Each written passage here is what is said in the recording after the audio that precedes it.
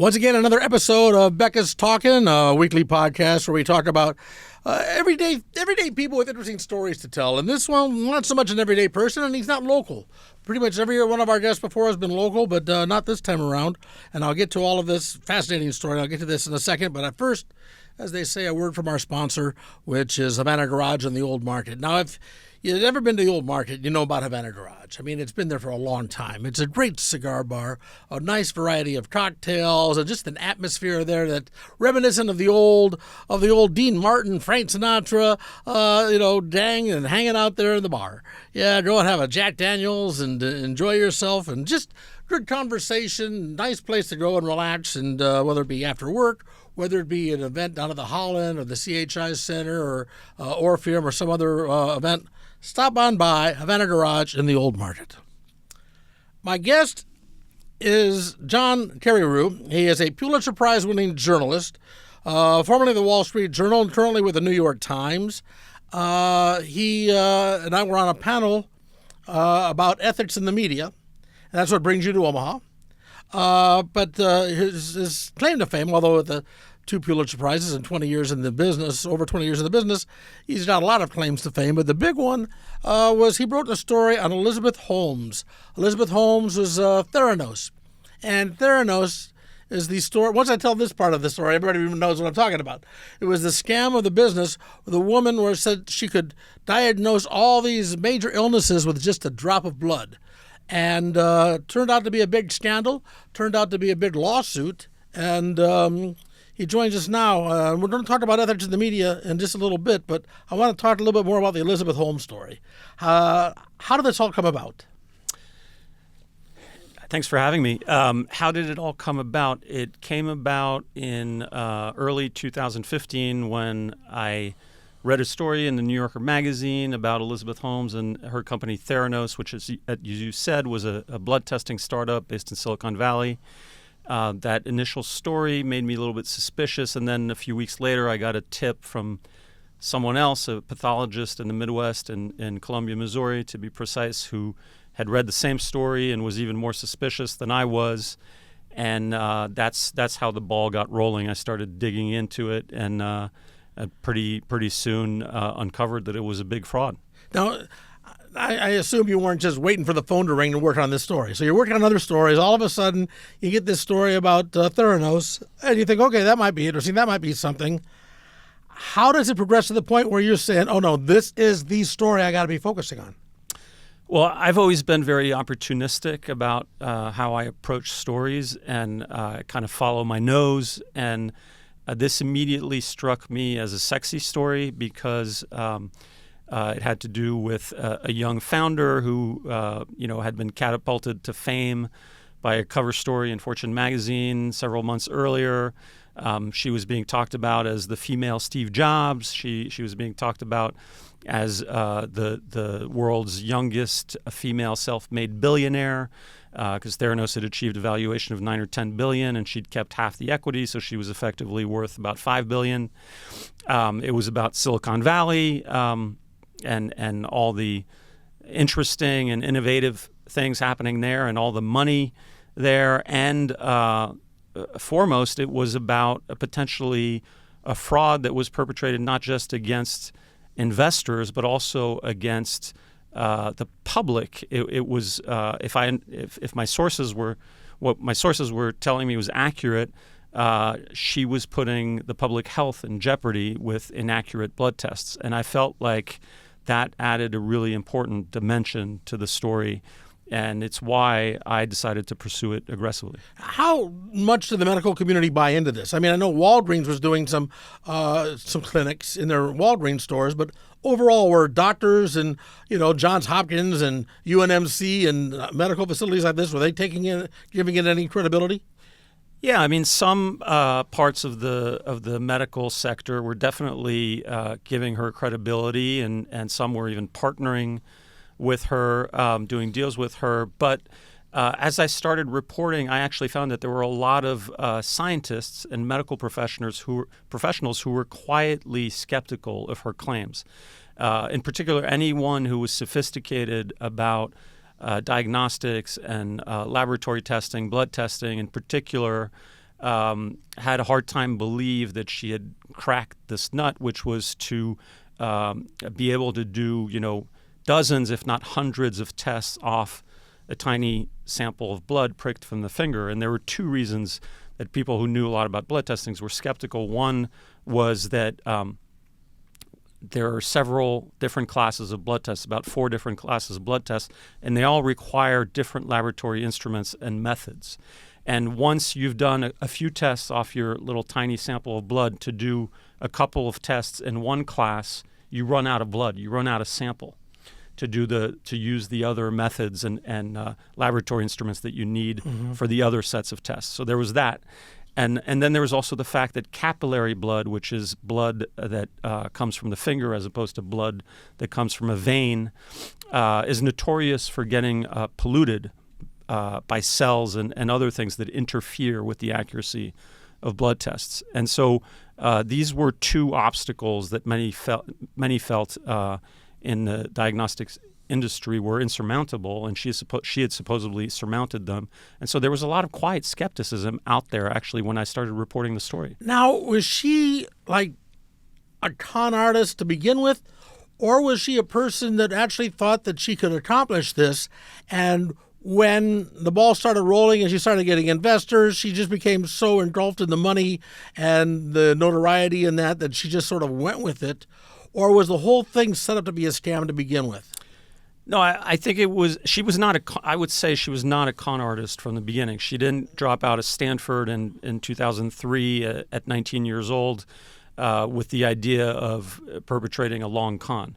I don't think that's what happened. I think what happened is she arrived at Stanford already in the back of her mind knowing that she wanted to become a tech entrepreneur. She wanted to follow in the footsteps of her idol, Steve Jobs.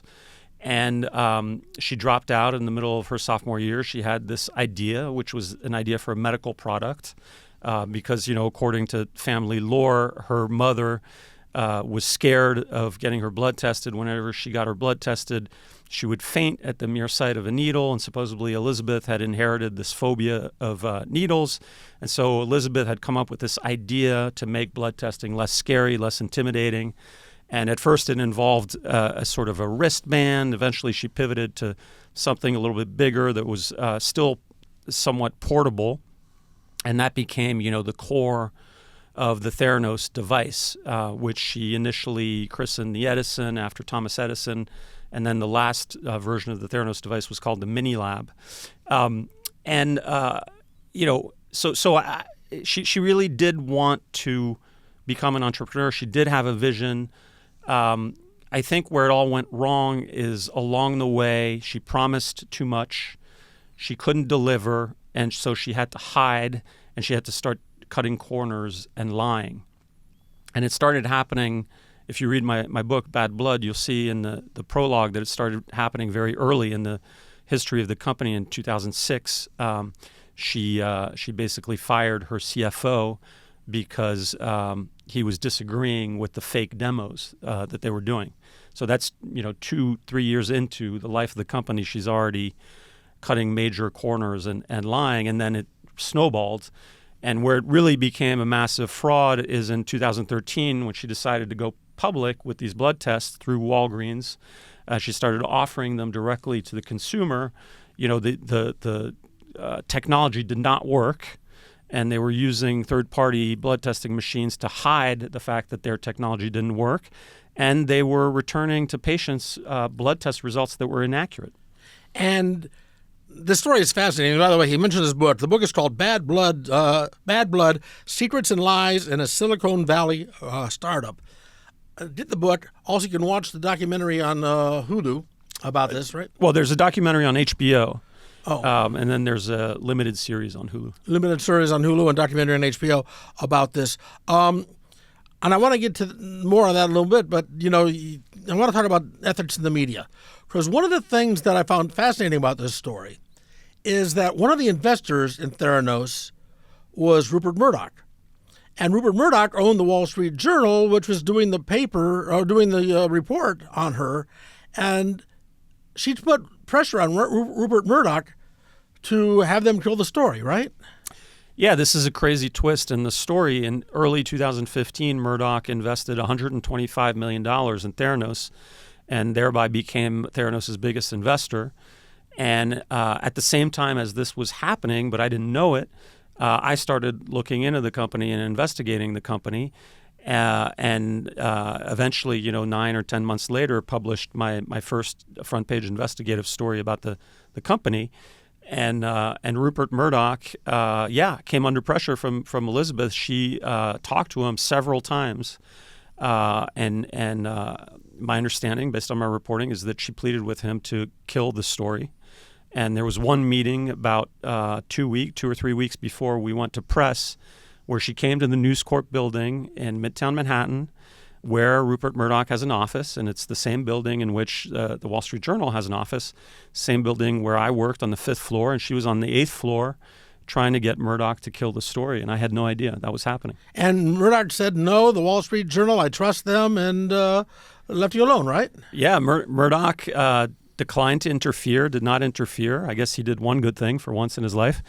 And the Wall Street Journal a couple of weeks later published my story, and that was the beginning of the scandal. Yeah, because that's what I found interesting about it, too, because, you take a look at Fox News, which is also one of Murdoch's, and the New York Post and Murdoch's properties, and you don't necessarily think of ethics when it comes to those facilities. At least I don't.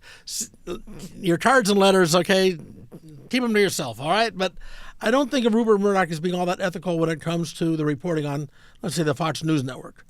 And yet he was ethical when it came to the Wall Street Journal. Yeah, to be clear, I don't see Rupert Murdoch as a paragon of journalistic ethics either.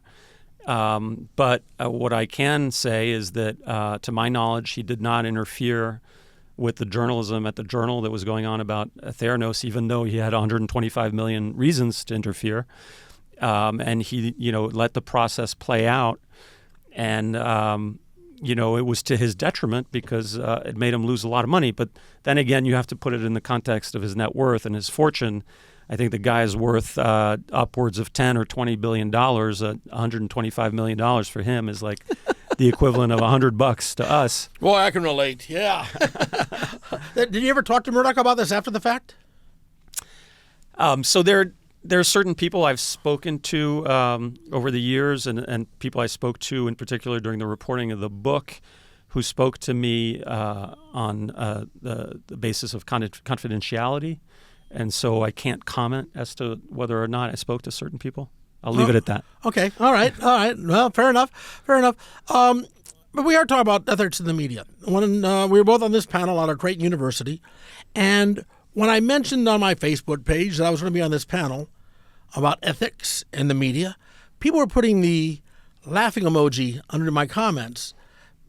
A lot of people don't think that reporters are ethical, do they? I mean, they don't look at what you do, and I'm a commentator more than a reporter, so, what you do and people like you do, they don't look at you as having ethics, but the reality is, you do. The vast majority of you do.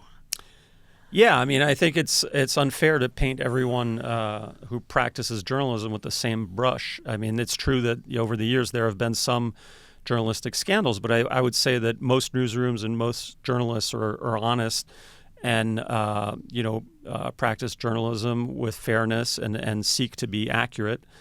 I know that at the journalistic organizations that I've worked at, stories are vetted very closely, and the standards of fairness and accuracy are very high. So that perception may be widespread, but I don't think it reflects reality. I think, unfortunately, we owe part of it to Donald Trump, who has denounced the media repeatedly over the past 8 to 10 years as fake news, and I think he's had an effect on the popular perception of the media. But I don't think that perception is accurate. On the other hand, we probably need to do a better job of reminding the public of the procedures that we have to ensure fairness and accuracy. And we also need to remind the public that at places like the Times and the Journal, newspapers, there is a firewall between news and opinion. and that there's opinion on one side, and then there's news on the other, and that on the news side, we don't let opinion filter in, bleed into the news. And I think we need to do a better job of reminding people of that. But somebody listening to this right now will say, "Oh, that's a bunch of crap," and I don't know how you convince somebody like that has that attitude, because they talked about the bias in the media. Nobody wants to acknowledge and admit there's bias in the consumers of the media. When I was doing talk radio over at KFAB, I had a person come to me one time and say, "Tom, I listen to you, and sometimes I think you're brilliant and insightful, and sometimes I don't think you know what the hell you're talking about." And I said, "Well, let me guess. When you think I'm brilliant and insightful, you agree with me. And when I don't know what I'm talking about, you disagree." And he thought for a second and said, "Yeah, that's it." So when you do a story, if it's a story that they don't like, all of a sudden, you're the one to blame and not their own bias toward that media to begin with.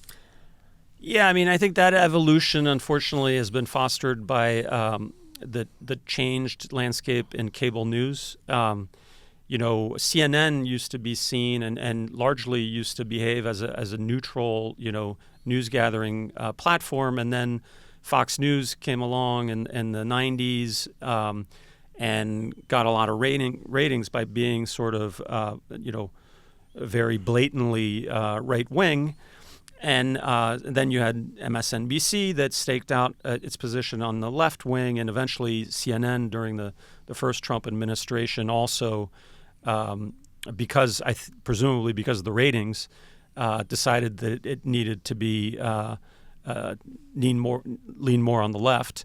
And so really now, and a lot of people still rely on their news from cable news. Unfortunately now in the cable news landscape, there isn't an outlet that is down the middle anymore, and I think that colors people's perceptions of the news, and I think people should remember that cable news is one part of the journalistic ecosystem. It's not the only part.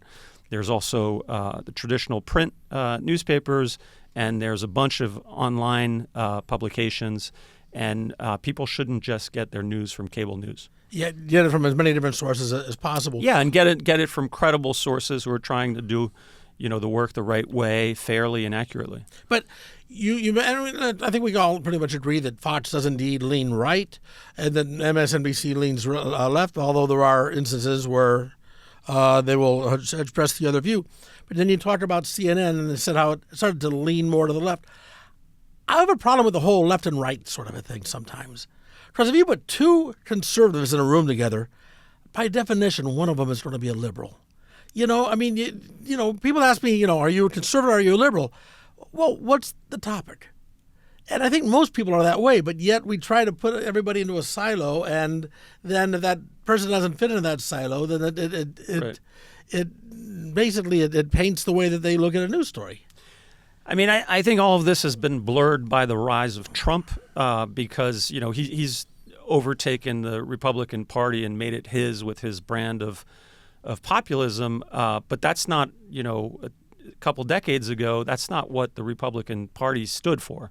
And I know, there are people in my family who are Republican who don't vote for Trump.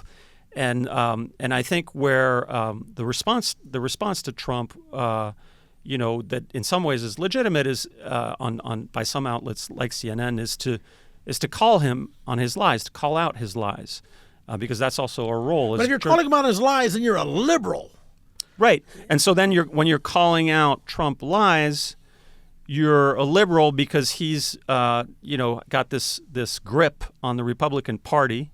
And because of that grip, anyone who's Republican who wants to see a Republican candidate in the White House has to vote for him. And so then the questions of political, ideology and accuracy get kind of mixed up. But how does that affect you then as a reporter when you're investigating a story? Now, you do investigative reporting, so that means you're digging into a story a lot longer than an average reporter on the street. But with that extra pressure of what, as you said, Trump has indeed changed people's attitude towards the media. How does that affect you when you do your job? I mean, so I'm a bit lucky in the sense that I don't report on politics. I mostly report on business. I never talk about politics with sources or with subjects of stories. I stick to the subject at hand, and I stick to facts, and I follow the facts. And I've never had a problem, and I can tell you that my last story for the New York Times involved, some people who were probably not Biden voters, and I never had, an issue in terms of communicating with those people. Politics were just not, didn't come into play. So I think, there's still a way for journalists and for private citizens to interact, on the basis of integrity and honesty, even despite, the poisoned political discourse that we have these days. You say that you focus on business and not politics, but anymore, isn't that becoming more and more the same? I mean, take a look at Elon Musk and what he's gotten involved with. Even like Jeff Bezos and what he's done now with both the Washington Post and involvement in, getting involved in their editorial content. So business and politics have become more and more intertwined. Yeah, I mean, especially with Trump, apparently profiting from his presidency. I read a story in Wired the other day that he's selling, one-on-one dinners at Mar-a-Lago for $5 million a piece. He launched, the Trump meme coin a couple days before his inauguration, and the Melania meme coin. And based on reports that I've read in my own newspaper, the Trump family has made, close to $100 million in fees based on those meme coins, selling those meme coins. There are other crypto ventures that Trump is involved in. You're right that politics and business, and then of course there's Musk. Basically, without an official role in the administration, who is wielding this tremendous power and cutting thousands and thousands of jobs in entire agencies, even as he's getting Trump to promote Teslas on the White House lawn. So we've entered I think an unprecedented era where business and politics are becoming intertwined, and that's concerning, but that's also why people like me are around. Has that horse left the barn, or can it get back to how it was? I mean, everybody uses the comparison to back in the days of Walter Cronkite. Well, that's never coming back, especially now with all the digital media and stuff like that. But can we at least get more trust back into the more mainstream media, or is that everything just too fractionalized now that's never coming back? I think it's going to be difficult to get it back, to get the horse back in the barn during this administration. But I do think a lot of it is tied to Trump himself. And if presumably, his presidency ends as it's supposed to be and he doesn't stay in power, then I think the chances that we could go back to a more normal environment, I think, are higher. And I am optimistic that we will go back to a more normal environment. I think you almost have to be optimistic, don't you? Because otherwise, the other option is just awful. I mean, again, that would be uncharted waters for this country, and if that happens, then we'll have to cross that bridge when we reach it. But that would mean a lot of turmoil. I'm taking a quick break here. One more time, remind people about Havana Garage in the Old Market. Havana Garage is a great place to stop by, whether you're having dinner or want to maybe relax afterwards, or maybe going to a show out at the Orpheum or CHI Center or any of the other great entertainment venues downtown. Check it out. All right, Havana Garage in the Old Market. And while we're doing ads, let me do another ad for the book, Bad Blood, Secrets and Lies in a Silicon Valley Startup. The story of Elizabeth Holmes and Theranos, which I knew a little bit about before doing research about having you on this podcast, but I'm more interested now. I mean, I'm really going to dig into this a bit more because it has a lot of a lot of, supposedly very wealthy people, and people seem to equate wealth with brains, who are giving away millions of dollars when a little bit of research, as you said, points out that it really was not very plausible that this was going to work. There's a lot of, and plus the threats that were put on people that worked for her, and you had to check to make sure that you weren't being followed. You had to worry about your family during this whole time, right? Yeah, I mean, they figured out who some of my confidential sources were. And, one of them was a young man named Tyler Schultz, the grandson of the former Secretary of State George Shultz, who was a Theranos board member. And Tyler and another confidential source named Erica Chung. Of course, I'm now using their names because they long ago allowed me to, and they long ago went on the record for the book. But Elizabeth had them followed, hired private investigators to follow them, hired David Boies and his law firm to threaten Tyler with a lawsuit, threatened to bankrupt him and to bankrupt his heirs. Tyler was put under tremendous pressure. That period when I was reporting my first front page story for the Journal about Theranos back in the summer of 2015 was really stressful. I was on reporting trips out in Silicon Valley and Arizona. I would constantly check my rearview mirror since I knew that they probably had Erica under surveillance. I wondered if they had me under surveillance. I'd come out of my apartment building in Brooklyn in the mornings and stand on the stoop and kind of survey the street to see if I spotted anyone suspicious. It was stressful, but it was also exciting. You do get a bit of a rush in that, don't you? Yeah. Journalism is fun. Journalism is exciting. That's why you're in it for. Well, this has been among other things. This has been about 10 years ago when all of this was happening. When you were doing this story, give or take, 10 years ago or that. Yeah, 9-10 years ago. A lot has changed in the media atmosphere since then. Would a story like that front page story of the Wall Street Journal have that same impact today that it had 10 years ago? Well, I'd like to think that it would, because at the time, Elizabeth Holmes was a celebrity in Silicon Valley and beyond. She was being talked of as the next Steve Jobs, the female Steve Jobs, as the youngest self-made female billionaire in the world because she had kept half the equity of Theranos, and Theranos was valued at about $10 billion in its last round of funding, so she was worth about $5 billion. She was, becoming a very high-profile figure, and she was, a symbol of Silicon Valley going beyond the traditional technology arena and disrupting healthcare, which is the biggest sub-industry within the American economy. So all of that, all those ingredients made for, a pretty big story. I'd like to think that 10 years later it would still be a big story. Did you ever become part of the story? When other media started picking up on this and reporting what you were reporting on, did you become part of the story as well?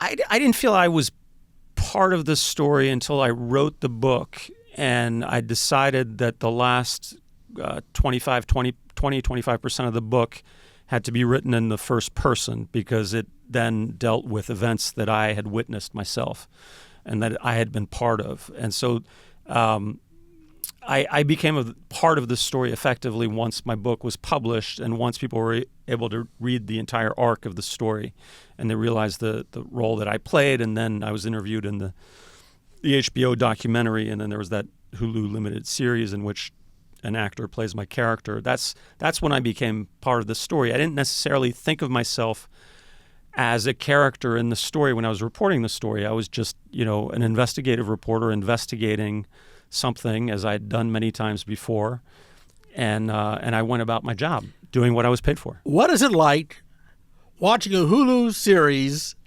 and there's an actor portraying you, telling your story? A, was the story that they told accurate? And B, how did you feel about the actor? Did he do a good job? I thought he did a good job, man. I would have cast Leo DiCaprio, but I think he did a good job. I think he's the actor on The Bear. Or he's one of the actors on The Bear. He's not the lead actor, but he's got one of the big roles on The Bear. I thought he did a pretty good job. And then in terms of how accurately they portrayed me, they portrayed me pretty accurately because they pretty much used the book as the basis for the show. All right. Well, I know you got to catch a plane to head back to New York, so I'm going to let you go here. But I really do appreciate your time. John Carreyrou with the New York Times, Pulitzer Prize winning journalist, formerly of the Wall Street Journal. And the book, once again, is Bad Blood, Secrets and Lies in a Silicon Valley Startup. And all of this, of course, brought to you by Havana Garage and the Old Market. Don't forget to like the Becca's Talking Facebook page. You can follow us there. Also, every Tuesday at 10 a.m., a new podcast is up and running. So until next time, thanks for listening. Thanks for watching. Take care, and bye, y'all.